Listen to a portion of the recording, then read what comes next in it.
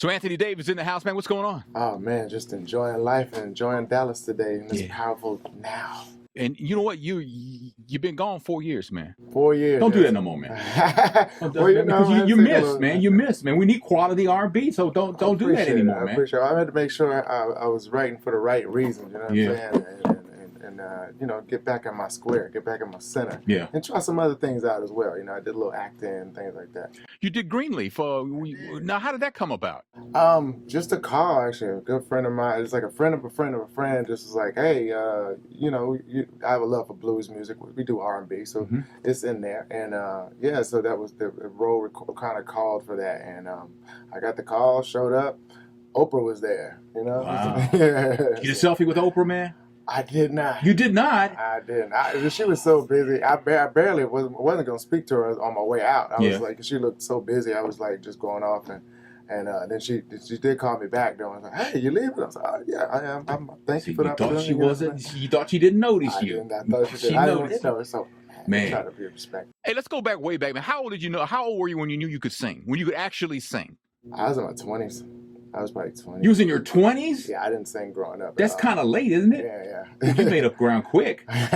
He's only what are you, 31 or something? I mean, I like that. You go with that. Yeah, we're gonna go with that one, right? That's good. Because I'm 32. Wait, what? That's right. But it's been a hard life for me, man. You can tell. You can see it's been a little bit of a hard life, man. But man, do you remember where you were first time you heard your song on the radio? Your first song ever? You know, our local station, 91.9 there, my boy Jamal Ahmed, he used to play our stuff real quick. He even played our demos and whatnot, so he held us down. And then when Words started really playing, I was more so getting the calls from everybody, all friends and family.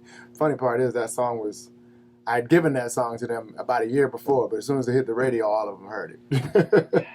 It always works out that way. Right. Anthony Davis in the house. And Anthony actually is going to be at the Music Hall of Fair Park November 12th, and we'll get you more details on that. Now, I read recently, man, that you showed up at Fisk University for a songwriting class. I did. Oh, you do that research. Yes, I did. Yeah, man. My buddy Shannon Sanders, he wrote the tune, actually, Beautiful Problem, this current single. Right. And, you know, I'm always in Nashville recording.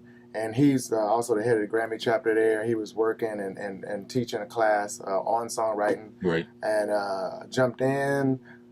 Was like going to sing the song for him. And I'm like, wait a minute, y'all got some oohs and ahs in you, don't you? They got up. And then we, you know, and the video's been going viral lately. So it's a good look. A shout out to those kids, man. They were really dope. I never knew I thought songwriting was like one of the things you just had to learn. I know it was like a class. Well, you know, you there's the natural ability, you know, and then there's, you know, you gotta work the craft eventually, you know what I'm saying? Especially for people that maybe it might not be natural for them. You want to show them tips and things like that. Like just the thing about repetition and things like, you know, we were talking about that yesterday in the car. Just things that grab people in and take them on that journey for the song. Wow. Well, man, I mean, because I remember when I was like a teenager, there was a guy on the block who was always, he called himself a songwriter, but he never could get anything. And then one day he came home with a brand new car. And when he bought a boat. Who is this guy? This guy was a long time ago. I don't remember his name, right? But apparently he sold a song. That's right. And he did all right with it. That's right. That's what you want. I mean, of course we all want more, but you know what I mean? To touch that dream one time, to be able to like create something that makes people hum along and sing along, especially if it makes their day better. Mission accomplished. Is there a song that you kind of, man, I wish I would have wrote that. Man. Oh, there's plenty of them. Oh, really? Yeah. For some reason, the one that's coming to my mind right now is Green Light by John Legend. And when I heard that one, it was such a good club tune, but it was still kind of soulful. Yeah. And he had Andre on it, and I was like, man, I wish I had that one. man. So the CD's called The Powerful Now, and the single's called Beautiful Problem. Problem is that a thing in the whole album, or is that just a coincidence that Problems in both titles? It kind of just fits in. Like I write about the human experience, so that kind of one of the things, you know. And like I said, Shannon wrote that one, and I co-wrote probably near the end of it, but he had the gist of that one. But it's something I would say. That's the perfect example again of a song that I wish I wrote. You know what I mean? As soon as but Shannon's like that, man. He's one of the only guys I trust. When I hear, I'm like, oh yeah, that's you know me. You know what I mean? Right. So you know what I would be saying. But yeah, it's just about life and the different sides, duality of whatever you might be going through. So the last album you put out was in 2012. Mm-hmm. So what were you doing the last 4 years? You just chilling or just spending time with the family? I'm always chilling. Yeah. Well, I got into some theater. I did that for a summer. One of the bigger theater productions in Atlanta, really nationwide. Kenny Leon for True Colors production. He's Tony Award. He did all the Wiz and all that stuff. So that was always a dream of mine to be in one of his. I got to do that. I did some films or some, film and TV. I did the Greenleaf thing. I played Maurice White in this movie called Nice Guys that just came out. And yeah, just getting things together. You know what I mean? You have to get your business together. Yeah, family life, things like that. I was going nonstop, so I needed to just pull it back a little bit. When I write, I do want to write from a place that's genuine. I don't want to just I want to have something to say. Right. So when do you? I asked Slim from 112, and I'll ask you, when do you know it's time to start addressing a new album? Oh. Because he said it was more like a vibe. It is a vibe. I mean, so the record label doesn't call it, go, yo, man, come on, man. Well, that's part of it, too. We signed you to a deal. We ain't had an album 4 years. Where you been? Right. Well, I got a new deal at that. Okay. You know what I'm saying? And then, too, you start feeling it from, well, you feel it as you're performing, because I do tour still. I was still touring doing all that. And sometimes I'm like, I want new stuff. You know what I'm saying? I want to replace that with this, with something, and then also people, if I live in Atlanta, I live in the city, people just walking around like, you got something new? You know what I mean? You go, okay. Yeah. You start, you're actually glad sometimes anybody even want to hear you. So, well, that's true. So it must be a great feeling then. It is. Wow. Really okay. Good. Anthony David's in the house, and he's going to be at the Music Hall at Fair Park on November 12th, but his new CD is called The Powerful Now. The new single is called Beautiful Problem. For sure. And you've got, what kind of relationship do you have with India.Arie? Y'all that's are buddies? My sister. Your sister? Yeah, it's my sister. Okay. Yeah. All right. I mean, not my blood sister, but my sister. Your sister. Your sister in soul. In soul, for sure. First person I met when I moved to Atlanta, 10 years ago, before I was singing. Before she was singing. I mean, she's always sung all her life, but before she really started songwriting, we did all that together, I started playing guitar together, started everything, you know what I mean? So, yeah, that's the homie for life. She's probably one of the most, I don't want to say earthy, I'll just say she's one of the most soulful people. And I don't even mean that in terms of music. I just mean that just in terms of... And down to earth, you know what I mean? Yeah. And earnest and well-meaning, you know what I mean? She really, I mean, we both do, but, it's very serious to her what she puts out, you know what I mean? And every time she writes, she's trying to fix the world. Yeah. You know what I mean? Yeah. And so, that's true. Which she's accomplished sometimes. So, you know what I'm saying? That's a high goal to attain, and she shoots for it. Yeah. And she doesn't get the accolades that she should get. Yeah, she's well respected. Yeah. She's made her mark. She still ain't finished yet. You know what I mean? But she's we mean it. You know what I mean? So when you hear, because we got an election coming up, when you hear people say they're not voting, what does that mean? How do you feel about that? I don't like it. Because though I understand why they might be dissatisfied with one level but voting is just one level. You know what I mean? And voting nationally, I can understand how that can confuse you, because I don't even know what a president or whatever does sometimes. But I know what my councilman does. I know what my mayor does. I know what my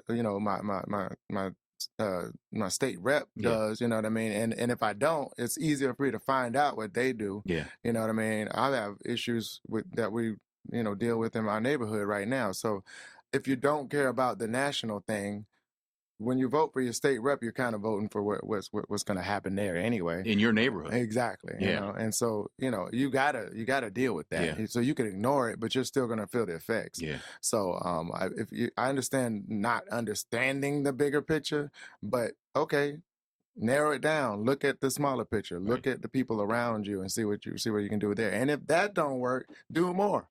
You know what I mean? Yeah. So find out what you can do. Yeah. We were talking yesterday on the air about Chris Brown. And I don't want you to criticize him. I don't, nothing like that. I'm just saying, Well, I think no, I'm just he's got the situation where now he can only have visitations that is supervised with his daughter because of all that drama that was going on. Wow, and to me, I never met Chris Brown, but I believe in him. I just think he needs to simplify his life. Yeah. Because showbiz life is hard enough. It's hard. Yeah. Yeah, I can relate to that. And, it's funny because I do think of stuff like that. I have sat around and talked about them, and some of the times I'm like, oh yeah, I should do that too. But no, you got to simplify your life, man, and that's what this is about. It's powerful now. You got to, focus, get in your state, and try to do the best you can do for what you have. You know what I mean? Right. And, right. Yeah, but yeah. So you got any collabos on the CD? I do. They're all new artists though. Let me think who's on there. Well, my partner in music, Carmen Rogers, she's in foreign exchange, and just a dope artist, and she's from Dallas. Okay. Risa Renee, she's from DC. We got one called Never Again, and a girl named Mila, who's a new artist out of Atlanta. Incredible. She's actually on what I think will be my second single, and she's a songbird. So how do you run across these unknown singers? How do they show up on your radar enough to say, you know what, I want them on my album? Just out, you know what I mean? I love music, and if I hear it, I heard Risa. I met Risa through Instagram. Heard a song for 15 seconds. Carmen been knowing for the longest we've been working together. And Mila, literally, on the local scene, I'm always just around seeing what's going on. And as soon as I heard her, she reminds me of a new Faith Evans, really. Really? And and like I know she's a writer, and I like writers. You know what I mean? I don't really deal with people that don't write. I write with. There are people with voices that's so great and important that maybe if they don't write, I can overlook it. But I really like writers. So do writers feel that no one can sing their song better than themselves? Because of what you poured into it? Well, other people sometimes feel that way. It does come out that way sometimes. But then also, I know for me, I feel like, especially when I tried to pitch songs, and I still do sometimes, the politics of it, you give it to somebody and then they don't come out, or either they want to change things, and so your vision kind of gets messed up. As a writer, you can see it through. You know what I mean? Somebody told me one time who writes songs that it's like giving up your child for adoption. It is. Is it really? Yeah. Man, for real. Like that's what I'm saying. Like I had one before. It was like it's not my song no more. Then you hear the arrangement of it is different, and I've done it to people. Like, I did some different stuff. Even beat wise to something somebody else produced, and I got to hear them call me like, "Man, what you do?" Like, wait, and I'm like, "Look, man, it's mine now. It's got to go like this." And you're gonna have to compromise your vision when you pass it on. And so you got to deal with that. Somebody once told me. Well, I've always said this too, that in show business, music, movies, TV, theater, whatever, nothing's what you think it is. Right. And sometimes there's always a backstory. Yeah. Some cases, you were doing other things the last 4 years. Right. Some people leverage that time off to get a better deal. Some people actually didn't have a deal anymore and nobody knew it. It's just nothing's what you think it is. Yeah. I mean, I was telling, me and Kenny, we've been running around this time, like, especially with this music industry, people think it's a lot more magic than it is, and you probably understand that. Like, people just think it's just all this like poof, poof, poof, but it's just people doing their thing, man. You know what I mean? They're working their craft. Yeah, working their craft. And I'm trying to make the best music possible. You're trying to play the best music possible. That's it. And some people, well, they're doing this and all all this extra Illuminati and this and that. It's like, dude. Illuminati. Really? That word just makes me laugh. I don't know why, man. And every time I say that, people get mad at me. You shouldn't make fun of the Illuminati. Shut up. I believe in God. Be quiet. Right. God. G-O-D. God. Jesus. There you go. Like, what are you gonna do? Come on now. You know what I'm saying? So let's see. Yeah. Well, man, I appreciate you coming in, man. I appreciate you having me. It's been great. Can't wait to have you in town again, November 12th at the Music Hall at Fair Park. For sure. Anthony David, the new CD is called The Beautiful Now. The Powerful Now. I'm sorry, The Powerful Now. And the single's called Beautiful Problem. I got it right finally. There you go. Thanks, man, for coming in, man. I apologize. No problem, man. Appreciate your time, man. Appreciate you.